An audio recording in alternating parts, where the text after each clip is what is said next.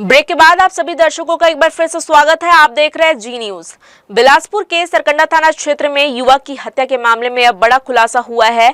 लड़की से बातचीत को लेकर हुए विवाद में 25 वर्षीय अभिषेक यादव की बेरहमी से हत्या कर दी गई है। पुलिस ने इस मामले में बालिग से लेकर नाबालिग तक आरोपियों को गिरफ्तार कर लिया है। घटना मोका चौक के पास की है, जहां अभिषेक यादव को 2 मई की रात करीब 11:20 मिलने के बहाने बुलाया गया था। बताया जा रहा है कि वह एक युवती से बातचीत करता था, जिसे लेकर पहले से विवाद चल रहा था।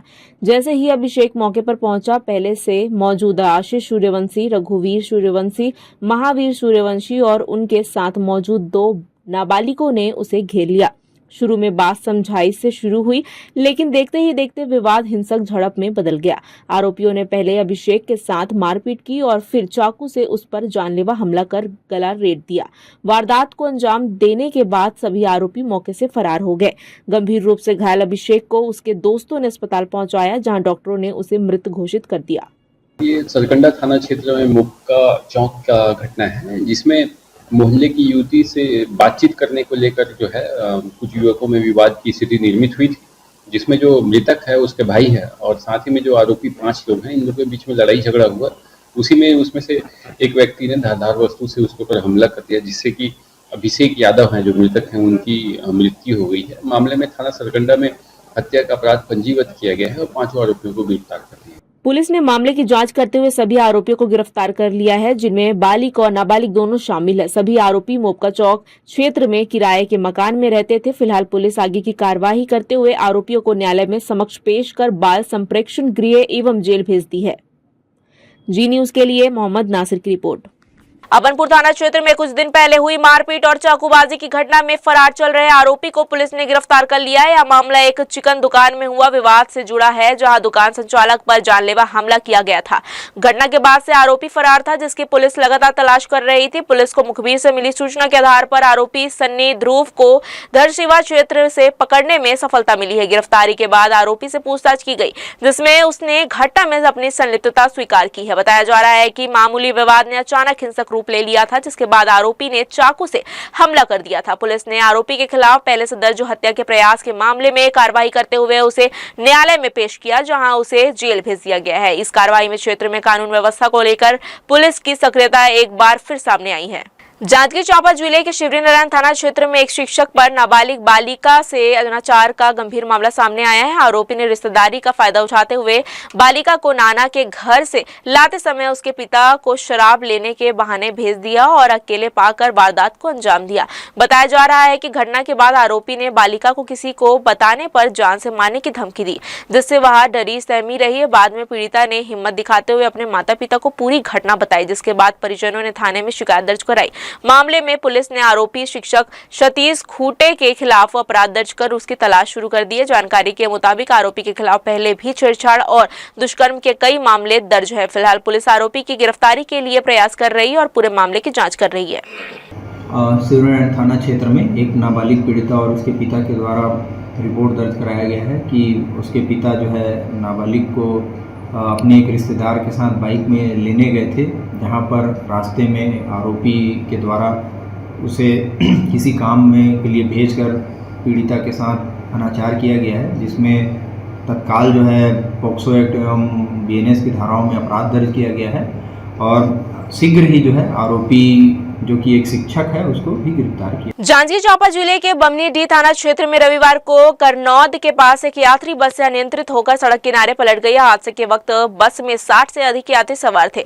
बस पलटते ही यात्रियों की चीख पुकार से इलाके में अफरा तफरी मच गई। दुर्घटना के बाद कई यात्री बस के अंदर ही फंस गए, जबकि कुछ लोग खिड़कियों से बाहर निकलने की कोशिश करते रहे। हादसे की सूचना मिलते ही आसपास के ग्रामीण बड़ी संख्या में मौके पर पहुंच गए और तत्काल राहत कार्य शुरू किया। स्थानीय लोगों ने बस के दरवाजों और खिड़कियों के जरिए अंदर फंसे यात्रियों को बाहर निकाला। हादसे में 30 से अधिक यात्रियों को चोटें आई है, जिनमें कई को हाथ, पैर और सिर में चोटें लगी है। सूचना मिलने पर बमनीडीह थाना पुलिस और स्वास्थ्य विभाग की टीम मौके पर पहुंची है। प्राथमिक उपचार के बाद घायलों को एम्बुलेंस और अन्य वाहनों की मदद से नजदीकी अस्पताल पहुंचाया गया है, जहां उनका इलाज जारी है। प्रत्यक्षदर्शियों के अनुसार बस कोरबा के जमनी पाली से बारसिरिया की ओर जा रही थी। फिलहाल पुलिस हादसे के कारणों की जांच कर रही है और शुरुआती तौर पर तेज रफ्तार या नियंत्रण खोने को दुर्घटना की वजह माना जा रहा है। धमतरी में कलेक्ट्रेट क्षेत्र में पास एक भालू के कॉलोनियों और खेतों की ओर घुस आने से इलाके में हड़कंप मच गया। सुबह करीब 9 बजे लोगों ने भालू को देखा, जिसके बाद तत्काल वन विभाग को सूचना दी। सूचना मिलते ही वन विभाग की टीम मौके पर पहुंची और भालू को पकड़ने का प्रयास किया, लेकिन वह पकड़ में नहीं आया। स्थिति को देखते हुए रायपुर से ट्रैक्यूलाइजिंग टीम को बुलाया गया, जिसने काफी प्रयास के बाद भालू को काबू में किया गया। बताया जा रहा है कि भालू कलेक्ट्रेट के पास झाड़ियों में छिपा हुआ था, जिसके चलते आसपास की कॉलोनियों में वन विभाग ने अलर्ट जारी किया है। लोगों को सतर्क रहने और अनावश्यक बाहर ना निकलने की सलाह दी गई है। भीषण गर्मी के कारण भोजन और पानी की तलाश में वन प्राणी जंगल से शहर की ओर आ रहे थे। यह दूसरा मामला है जब भालू शहर के भीतर कॉलोनी क्षेत्र तक पहुंचा है, जिससे वन विभाग की चिंता बढ़ गई है। बिलासपुर नगर निगम में स्वच्छता पेट्रोलिंग दौरान दुकानदार से बिना रसीद जुर्माना वसूलने और अभद्र व्यवहार करने के आरोप लगे हैं, जिसके बाद निगम प्रशासन ने सख्त कदम उठाया है। मामला 27 अप्रैल का बताया जा रहा है। जोन क्रमांक 6 अंतर्गत मिश्रा किराना स्टोर का है। यहाँ पॉलिथीन जब्ती की कार्यवाही के दौरान विवाद सामने आया है, जहाँ दुकानदार ने अधिकारी पर गलत तरीके से जुर्माना वसूली का आरोप लगाया है। घटना के सीसीटीवी फुटेज भी सामने आए हैं, जिसमें संबंधित अधिकारी को कोल्ड ड्रिंक पीते और सार्वजनिक स्थान पर धूम्रपान करते हुए से देखा गया है। इस तथ्यों को गंभीरता से लेते हुए प्रशासन ने मामले की जांच शुरू की है। नगर निगम कमिश्नर प्रकाश कुमार सर्वे ने तत्काल प्रभाव से दीपक कुमार पंकज को निलंबित करने के आदेश जारी किए हैं। फिलहाल पूरे मामले की जांच की जा रही है और आगे की कार्रवाई रिपोर्ट के आधार पर तय की जाएगी। अखिल भारतीय मारवाड़ी महिला समिति बिलासपुर इकाई द्वारा राजकिशोर नगर स्थित शनि मंदिर परिसर में सेवा और जागरूकता का सराहनीय आयोजन किया गया। कार्यक्रम के तहत भीषण गर्मी को देखते हुए श्रद्धालुओं और स्थानीय नागरिकों के लिए शीतल शरबत वितरण किया गया है, जिससे लोगों को राहत मिली है। इस अवसर पर समिति के सदस्यों ने देहदान और नेत्रदान के महत्व को लेकर विशेष जागरूकता अभियान भी चलाया है। उन्होंने उपस्थित लोगों को बताया कि मृत्यु के बाद किया गया यह महदान कई जरूरतमंदों के जीवन में नई उम्मीद और रोशनी ला सकता है। नेत्रदान से यह दृष्टिहीन व्यक्ति को देखने की क्षमता मिलती है। वहीं देहदान चिकित्सा शिक्षा और अनुसंधान के लिए अत्यंत उपयोगी साबित होती है। कार्यक्रम के दौरान पोस्टर और संवाद के माध्यम से लोगों की शंकाओं का समाधान किया गया है और उन्हें इस पुनीत कार्य से जुड़ने के लिए प्रेरित किया गया है।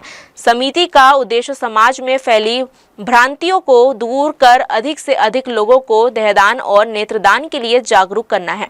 इस पहल को स्थानीय नागरिकों ने सराहा और इसे प्रेरणादायक बताया। रविवार को महाकुंभ पूजा के साथ श्री सोलापुरी माता पूजा का समापन हो गया। शाम को वापसी यात्रा निकालकर देवी का प्रतीकात्मक विसर्जन किया गया है। बाराखोली स्टेशन रोड में आयोजित सोलापुरी माता पूजा में विगत 10 दिनों से श्री सोलापुरी माता पूजा महोत्सव का आयोजन किया जा रहा था। यह दक्षिण भारतीय शैली में देवी के विविध स्वरूपों की स्थापना कर उनकी पूजा अर्चना की गई है। आयोजन के अंतिम दिन रविवार को देवी को महाकुंभ का महाभोग अर्पित किया गया। सोलापुरी माता पूजा में देवी के अलग अलग स्वरूप को प्रतिदिन विविध प्रकार के भोग अर्पित किए जाते हैं, लेकिन श्रद्धालुओं को लगता है कि मेहमान के रूप में घर आई माता को अल्प अल्प प्राप्त भोग से वह पूर्ण संतुष्ट नहीं हुई, इसलिए उन्हें अंतिम दिन महाकुंभ के रूप में महाभोग लगाया गया। इस रविवार को देवी को महाकुंभ का भोग अर्पित किया गया, जहां महाकुंभ शोभा यात्रा निकाली गई, जिसमें महिलाएं थाल में विशाल आकार के व्यंजन लेकर गाजे बाजे और आतिशबाजी के साथ पूजा पंडाल पहुंची। देवी को अर्पित करने के लिए विशाल आकार के 21 प्रकार के व्यंजन तैयार किए गए थे, जिसमें इडली, डोसा, बड़ा, चंद्रकांतालू, पुलियाराम, चना, गुलगुला और अन्य प्रकार के पकवान थे। गाजे बाजे, डफली और आतिशबाजी के साथ इस भोग प्रसाद को लेकर श्रद्धालु पूजा पंडाल पहुंचे, जहां पुजारी ने देवी के समक्ष आसन लगाकर उन्हें यही महाभोग अर्पित किया। देवी के सामने आसन में 2 क्विंटल से अधिक चावल की ढेर लगाई गई, जिसमें विविध प्रकार के दक्षिण भारतीय व्यंजन मिश्रित कर ढेर में कपूर प्रज्वलित की गई। तो वही यजमान परिवार द्वारा विधिवत पूजा कर यह भोग देवी को अर्पित किया गया। इस अवसर पर बड़ी संख्या में श्रद्धालु शामिल हुए, जो इस पल के साक्षी बने। सभी ने बताया है कि पिछले 10 दिनों से आयोजन का हिस्सा बनने के बाद अब देवी की विदाई से सबका मन व्यथित है। हर वर्ष की भांति इस वर्ष भी देवी को महाकुंभ का भोग अर्पित करने के बाद यह समिति द्वारा विशाल भंडारे का आयोजन किया गया, जिसमें शामिल होकर श्रद्धालुओं ने प्रसाद ग्रहण किया। श्री श्री सोलापुरी माता पूजा सेवा समिति द्वारा इस साल 26वां वर्ष का पूजा उत्सव का आयोजन किया गया है, जो पिछले 9 दिन से लगातार माता नए नए रूप में भक्तों को दर्शन दिया गया और भक्त भी इस माता का दर्शन करके बहुत आनंदित महसूस कर रहे और अपना परिवार के सुख समृद्धि के लिए माता से मनोकामनाएं किए हैं। और आज के दिन महाकुंभ जो ए कृष्णा राव जी द्वारा समर्पित किया गया है महाकुंभ को 15 से 20 साल हो गए मुझे आते। मुझे बहुत ही आनंद, मतलब अंदर से बहुत ज्यादा आनंद महसूस होता है। इतना बढ़िया आयोजन तेलुगु समाज द्वारा, और मैं सभी जो कमेटी के लोग हैं उनको बहुत बहुत बधाई देता हूँ। इतना बड़ा आयोजन, हम तो सिर्फ 9 दिन देख रहे हैं, पीछे की तैयारी देखिए 2 महीने की।